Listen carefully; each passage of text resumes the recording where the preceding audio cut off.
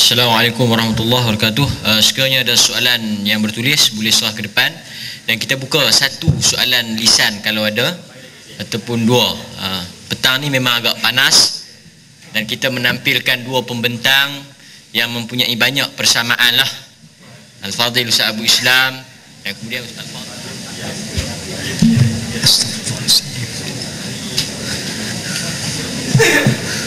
Bismillah.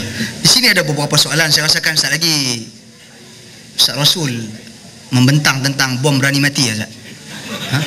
Sekejap lagi bagi Ustaz Rasul jawab lah. Tuan-tuan dan puan sekalian, bom berani mati ni satu hal lah. Cuma benda ni diperselisih oleh ahli ilmu yang mungkin akan dirincikan nanti. Sebahagian daripada ahli ilmu, antaranya Dr. Yusuf Al-Qardawi, menyatakan keharusan melakukan pengeboman berani mati ini di Palestin. Itu fatwa dia dan kenyataan dia. Adapun ulama-ulama Saudi, Syekh Abdul Aziz bin Baz, Syekh Ibn Uthaymin, Syekh Al-Albani rahimahumullah, mereka menyatakan akan pengharaman melakukan perkara seperti ini. Zaman dulu tak ada bom. Zaman dulu, yakni zaman imam-imam, zaman Nabi SAW, para sahabat. Cuma yang ada satu perkataan yang disebut sebagai alin rimas. Alin rimas ni iaitu kita terjun masuk ke dalam kubur orang kafir. Terjun masuk, sebagaimana dilakukan oleh Ali bin Abi Talib ketika pembukaan kota Khaybar. Daripada peristiwa-peristiwa seperti inilah, dan banyak lagi yang diriwayat di dalam Musannaf Abdul Razak, juga dalam Musannaf Ibnu Abi Syaibah, tentang peperangan para sahabat radhiyallahu anhum ajma'in. Maka sebahagian daripada ahli ilmu yang menyokong pandangan-pandangan Dr. Yusuf Al-Qardawi tadi, mereka mengatakan keharusan kita terjun ke dalam kubu golongan kufar. Kata mereka menggunakan hadis-hadis yang bersifat sedemikian. Jawapannya, tuan-tuan dan puan-puan sekalian, alin rimas ini, terjun masuk ke dalam tentera kufar ini, bukan dia pi itu untuk mati. Dia terjun dengan beberapa syarat. Syarat dia lawan. Bukan dia hantar orang buta pi. Terjun pi. Tak boleh buat apa, mati. Itu untuk mati. Apa manfaat? Tidak ada manfaat. Ali bin Abi Talib radhiyallahu anhu lawan. Adapun pengeboman berani mati pada hari ini, memang pi nak bunuh diri dia.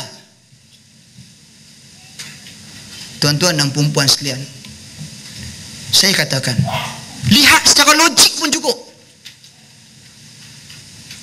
Kemudaratan yang lebih besar ataupun kemaslahatan yang lebih besar kalau kita melakukan perbuatan sedemikian rupa? Mudarat. Orang bukan Islam, mereka tak payah piletuk, tak payah pergi merugikan nyawa-nyawa tentera-tentera mereka. Mereka hantar bom daripada atas cukup. Kita buat pergi sekali kita mati, beberapa orang mereka mati, mereka hantar 10 biji bom, beratus orang kita mati. Perkara ini tidak menggerunkan mereka. Mereka ada alat yang canggih, kesan sana kesan sini dan sebagainya. Tapi kalau kita pergi bawa parang, orang lempar kita masuk dalam kubu mereka, kita bersilat lawan mereka, walaupun mereka tembak kita tepi semua. Tak apa, saya nak cerita lah ni. Ini pasti membuatkan mereka takut dan gentar. Kalau ramai daripada 1000 orang macam ni, mampu kita. Betul tak? Itu realiti. Jadi tuan-tuan dan puan-puan sekalian, kalau kita kembali kepada nas yang asal, bunuh diri ini di dalam Islam diharamkan sama sekali. Bahkan dalam Al-Quran, bahkan hadis-hadis Nabi SAW yang banyak, yang mungkin akan dibahaskan oleh Ustaz Rasul secara terperinci nanti. Jadi saya bersetuju pandangan tersebut, iaitu pengeboman berani mati ini merupakan bukan daripada ajaran Islam yang sahih. Wallahu a'lam. Tanya Ustaz Bilal bagaimana? Yang saya tahu buku ada dan company Bin Laden lah. Tentang hukum Osama Bin Laden ini, kerajaan Arab Saudi, lajnah kibar ulama, hay'ah kibar ulama telah mengeluarkan kenyataan tentangnya, di mana menurut pandangan mereka bahawasanya pada Osama bin Laden ada pemikiran-pemikiran, ideologi Khawarij yang perlu dihindari dan perlu dijauhi. Itu fatwa dari sudut zahirnya. Adapun tentang kewujudan Osama bin Laden, wallahu a'lam. Kalau Saddam bin Hussein lari, dia boleh cari. Tapi Osama bin Laden sampai hari ini dia tak jumpa. Jadi ini juga satu kemuskilan yang perlu sama-sama umat Islam fikirkan. Tapi jangan orang tahu janggut macam Osama bin Laden, dia pergi tuduh ni geng Osama bin Laden. Mana boleh macam tu? Hukum praktikan agama lain. Wanita yang berhijab, semalam Syekh Abdullah Al-Mar'i menyebut tentang perkara-perkara ini. Orang yang pakai purdah, pakai hijab, dituduh mereka ni geng teroris. Orang yang bersugi dituduh mereka ni geng teroris. Sebab apa? Sebab teroris bersembunyi di padang pasir. Padang pasir tak ada berduri, ada kayu. Haula wala quwwata illa billah. Ini nak kena bagi sponsor pergi Mekah sekali. Dia balik beli kayu sugi, bawa balik. Apakah melawan kerajaan pemerintah Islam dikira jihad? Tuan-tuan dan puan sekalian, melawan kerajaan pemerintah ini bukan jihad sama sekali. Asal menjadi satu kewajipan bagi setiap umat Islam mentaati pemerintah. Dalam banyak hadis-hadis Nabi SAW, tuan-tuan dan puan sekalian, menceritakan kepada kita tentang kewajipan mentaati pemerintah.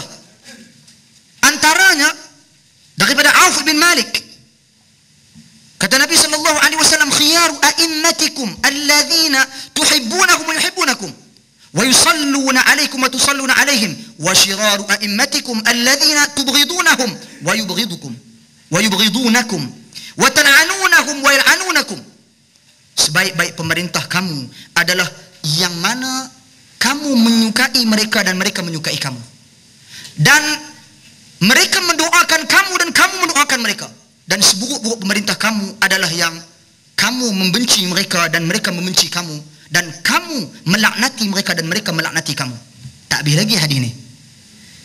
Sahabat bertanya, ya Rasulullah, afala nunabidhuhum bisayf? Bolehkah kami lawan mereka dengan pedang? Yang ni perang lah.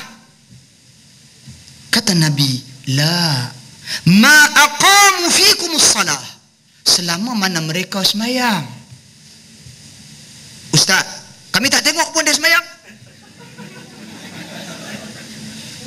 Kalau dia tanya kita pun, aku pun tak nampak you semayang.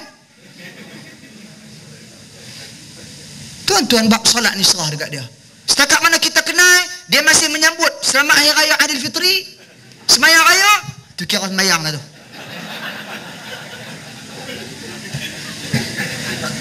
Tak habis lagi hadis, sikit lagi.